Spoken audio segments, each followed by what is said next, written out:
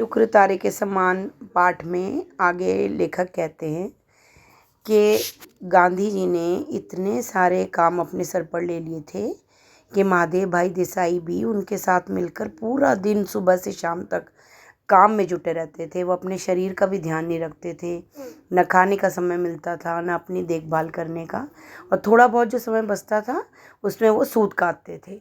सूत क्या होता है बेटे? कॉटन में होती है ना रुई। रुई को एक वो ऐसे करके जो चक्री सी होती है चलाते हैं ना, आपने देखा होगा पहले जैसे सूत काटने की, नेट में सर्च करके देखना। उसमें जब हम ऐसे रुई रख कर खींचते हैं तो वो धागे में कन्वर्ट हो जाता है, उसको सूत बोलते हैं। तो वो सूत पहले ज़माने में ना लोग सूत काटते थे घर में ही, तभी वो उसका कपड़ा बनवाते थे सूत काटने के बाद। तो यहाँ पर महादेव भाई जो थे सारे काम करते थे। उनके लिए उनका काम हल्का करने के लिए, किनका काम? गांधी जी का। वो अपने शरीर की भी परवाह नहीं करते थे। आश्रम से रोज 11 मील पैदल चलते थे भरी दोपहर में। यही उनकी एक अकाल मृत्यु का कारण बना था कि उन्होंने अपने शरीर का ध्यान नहीं रखा। ठीक है। और गांधी जी जो थे उनको अपने बिल्कुल बेटे की तरह मानते थे। उनको उनसे बहुत लगाव हो गया था, सभी कामों को संभालना। अब उन्हें गांधी जी को महादेव भाई की आदत लग गई थी। लेखक कहते हैं कि महादेव भाई भारत के सबसे सुंदर लेखन करने वाले इंसान थे। उनके लेख में एक भी त्रुटि नहीं होती थी। इतना सुंदर लेख लिखते थे कि वहाँ के वायसराय भी देख कर दंग रह जाते थे कि ये किसके हाथ का लिखा हुआ नोट है। ठीक है ना। गांधी जी के पत्र हमेशा महादेव जी की लिखाई में ही होते थे। उन पत्रों को देख देख कर दिल्ली और शिमला में बैठे वायसराय लंबी सांस भरते थे, यानी कि वो कहते थे अरे वाह, ये तो बहुत सुंदर लेख है। ऐसे बड़े बड़े सिविलियन और गवर्नर कहा करते थे कि सारी ब्रिटिश सर्विसों में महादेव के समान अक्षर लिखने वाला कहीं खोजने पर भी नहीं मिलेगा।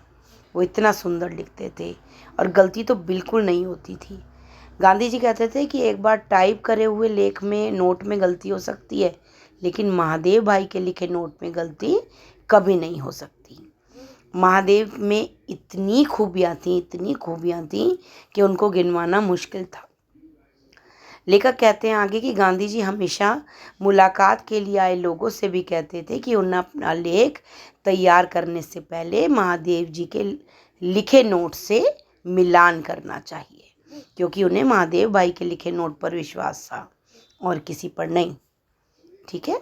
आगे वो कह रहे हैं कि जिस तरह से शुक्र नाम का तारा, कहते हैं ना, चमक दिखाकर बहुत ही कम समय में अस्त हो जाता है, दिखाकर बहुत कम समय में दिखता है और अस्त हो जाता है, ठीक इसी प्रकार महादेव देसाई भी अपना जीवन यापन किया। उन्होंने सब जगह प्रसिद्धि करी, प्रसिद्ध हो गए, प्रसिद्धि फैलाई और बेटा थोड़े ही समय में, कम उम्र में इस दुनिया से चले गए।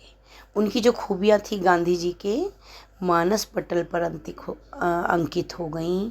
वो उनसे इतना प्यार करते थे कि अगर वो किसी और को भी बुलाना होता था तो उनके मुंह से महादेव निकलता था। उनके जाने के बाद गांधी जी बहुत उदास रहने लगे थे और उनको वो हर एक चीज़ में जिसे कहते हैं ना, मिस करते थे, याद करते थे। बस यही इस शुक्र तारे के समान पूरे का पूरे पाठ में किनकी ये रेखा चित्र है? किसके ऊपर? ये रेखा चित्र है महादेव भाई देसाई के ऊपर।